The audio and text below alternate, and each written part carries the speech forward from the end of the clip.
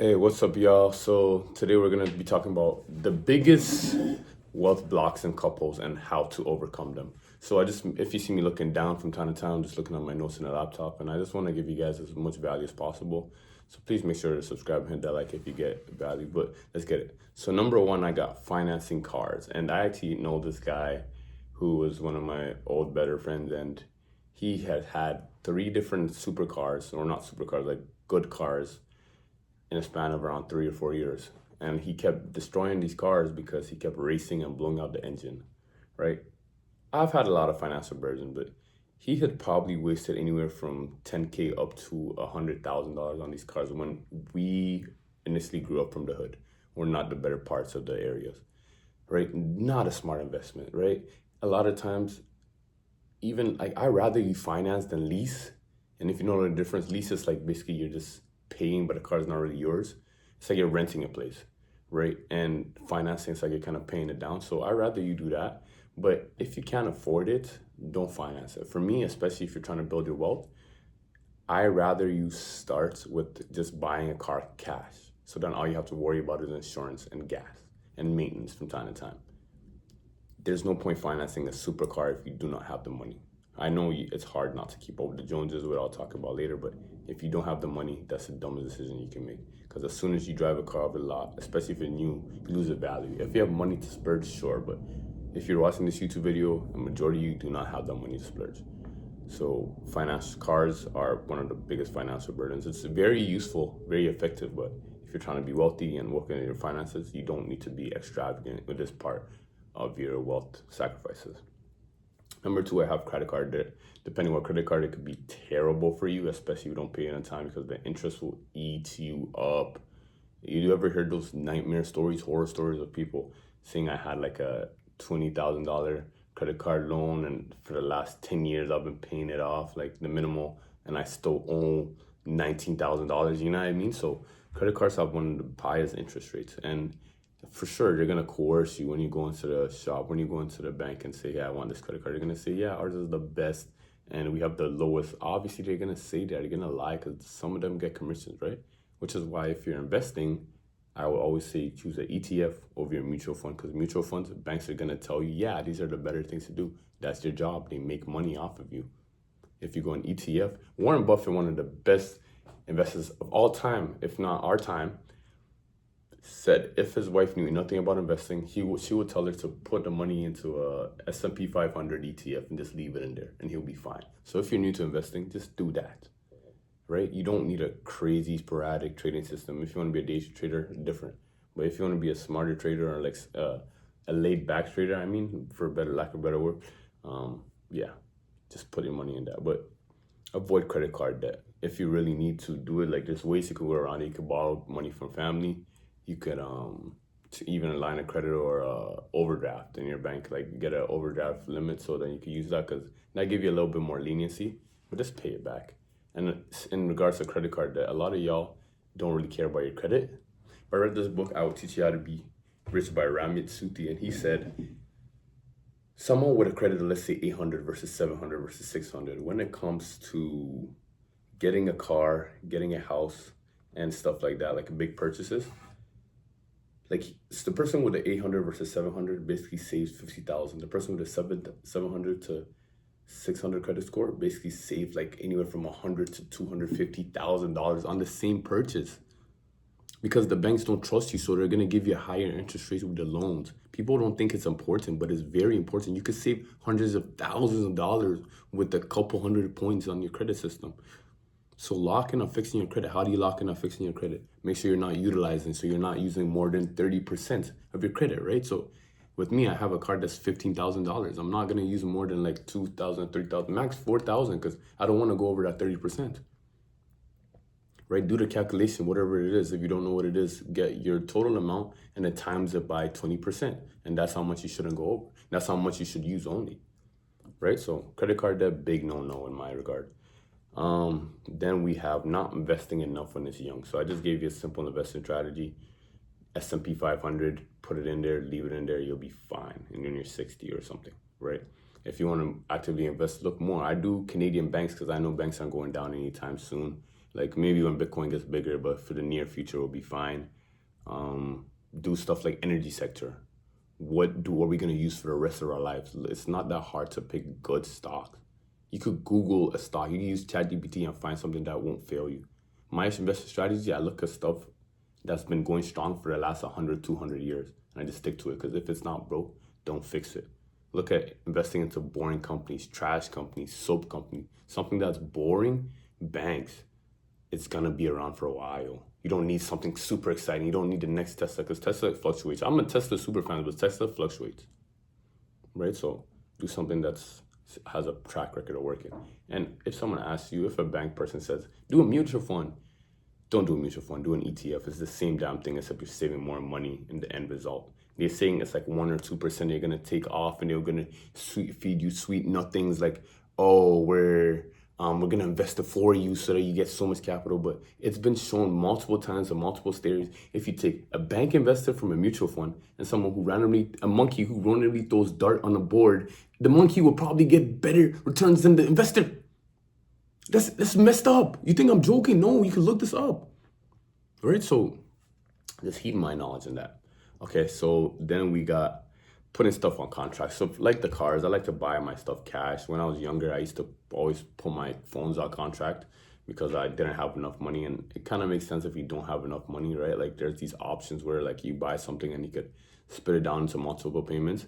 If you're gonna pay it all off, I don't think that's a bad strategy, right? Like let's say you buy like a furniture and you could break it down to multiple payments. If you're gonna pay it off like maybe a week ahead of time or like just pay everything off, I don't think that's a bad strategy. That's actually very vital and helps building credit. But if you're not, I don't suggest it. I suggest going for something cheaper, the lower cost, and just going that route because that will save you so much headache and some points off your credit. Okay, so getting stuff on your phone, I know it's hard because sometimes you want something, especially minorities. Like if you're white watching this, I love white people.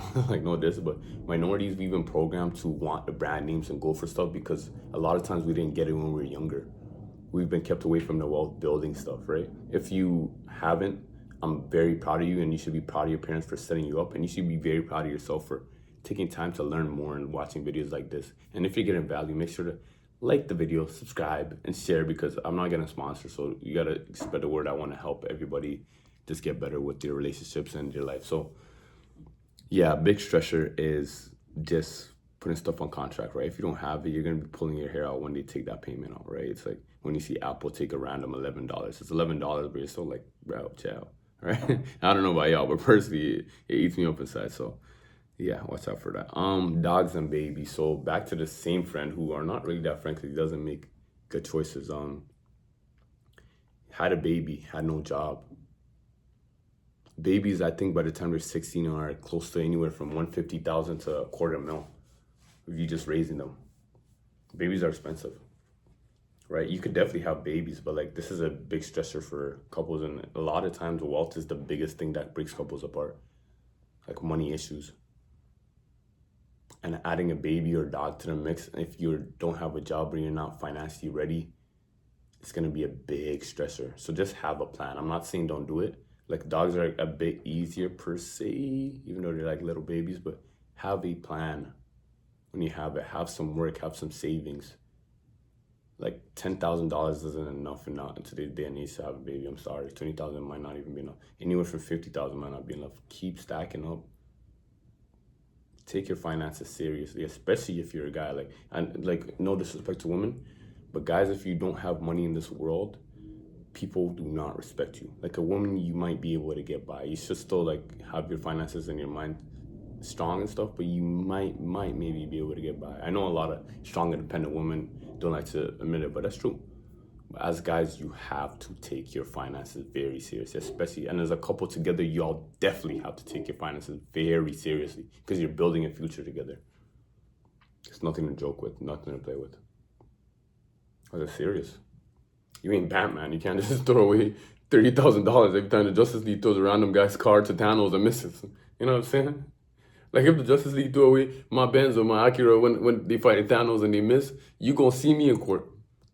I don't care if you flash. I don't care if you get laser beam my eyes. You gonna see my ass in court, buddy. Superman, I want that S. I must rip that S off his chest, put that on my shit, and wear that to work. because that at least gonna get me some money from eBay, right? So yeah, overspending on vacations. It's just very hard to not do, because when you're there and people, a lot of tourists are gonna try to sell you on a lot of things. You gotta know the interest rates, right? One time I went to Mexico, I got finessed. Like I bought a shot glass for $40 because I didn't know the interest rate. It sounded cheap, right? Like you have to be on top of your finances with this stuff. How much excursions are you gonna go on? You don't want to go on a trip and blow 5 to 10 grand if you're not making that much. If you're making $60,000 a year, that's not enough. I'm sorry, I know you want to enjoy life, but stack up now so you can enjoy life later. Make sure, I look at my future self like my best friend who I want to make life so easy for. If I can make his life easy, I've done a good job. Please do that for your future self. Okay, keeping up with the Joneses, this is very hard to not to do. This is kind of like an individual psychological thing, but if you're a couple and you come together and you set out a plan, it makes it easier, right? Because your friend could be buying new stuff. All your friends could buy new stuff, and you don't want to look like the friends that's super stingy or the ones that's like doesn't get money. You don't have your motion up. You don't want to look at that guy with no motion, right? No motion, no ocean, right? So it's hard not to keep up with the Joneses. I used to do this all the time. I used to have this boy that always bought shoes, comes up fresh, has a new bad bitch every time. Bad girl, sorry, I don't want to square in the video. And I would buy, like, he'll buy Balenciagas or Armani shoes. I'll buy Balenciagas. So, like, I could hang. So I could be cool. Other people I was chilling over buying new drip. Right, and that's different for me because a lot of us didn't have anything growing up. So when we get some brand name stuff, we feel more important. The media has lied to you. Why do you think all the richest, higher echelon billionaires are wearing no-name brand? You could mistake what they're wearing for thrift shopping. Balenciaga's making a joke out of people now. They're throwing trash bags and ripped up shirts. Make it like stuff that a homeless person will wear. The Balenciaga makes it and see who's dumb enough to buy it. Some people buy it because there's some games that the higher end people play where they just buy stuff that poor people can't buy so they can kind of talk to each other amongst themselves, right? They could kind of be in a milieu, like an eccentric milieu, right? This is cool, like that's cool. Yeah, I want a rollie. I'll probably get one before I die for sure. But all I know is if you're not there yet, don't overspend it.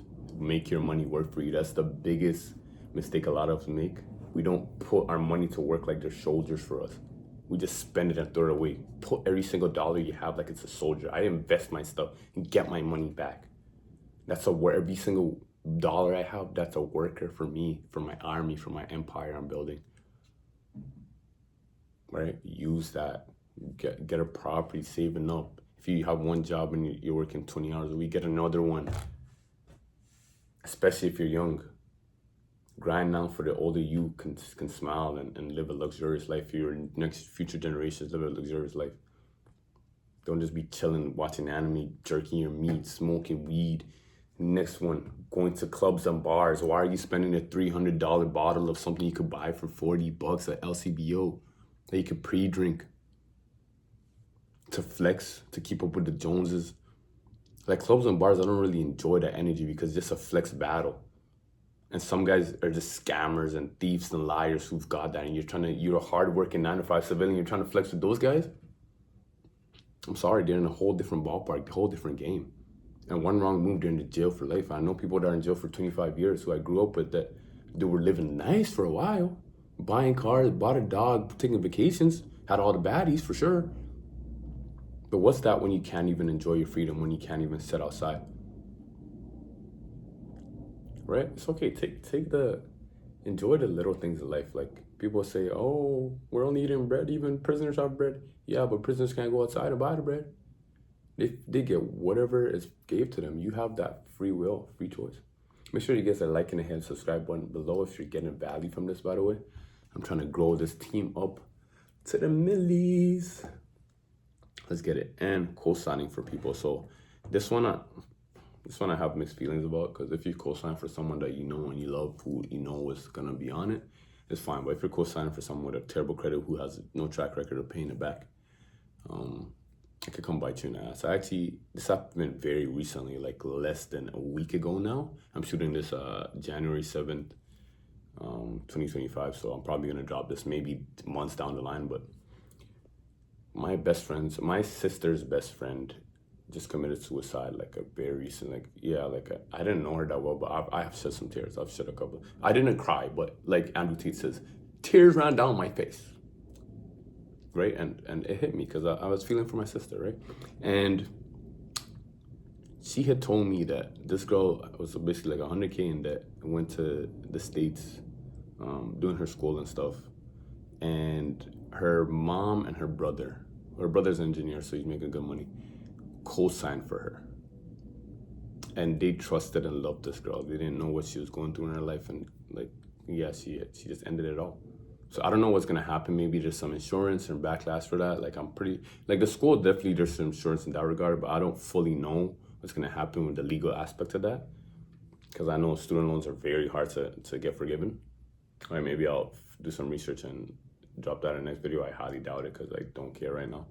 It's not something on my radar, but yeah, even if you trust somebody and you really love them, just make sure everything is good before you co-sign, because that could screw you over. Could pull you, one mistake can set you years and months back. Right? So we're trying to move forward and look after our older selves or ourselves in the future. So make sure that self is good. Make sure that self is eating. Yeah, I love y'all. I'm gonna peace out now. And let me know in the comments what other videos you want to see. My name is Henry, AstroTheWolf. I help y'all with dating, relationships, finances, and just becoming the best version of yourself. Sometimes I drop some comedy videos here too, so if you like to laugh, just hit that sub button below. Deuces.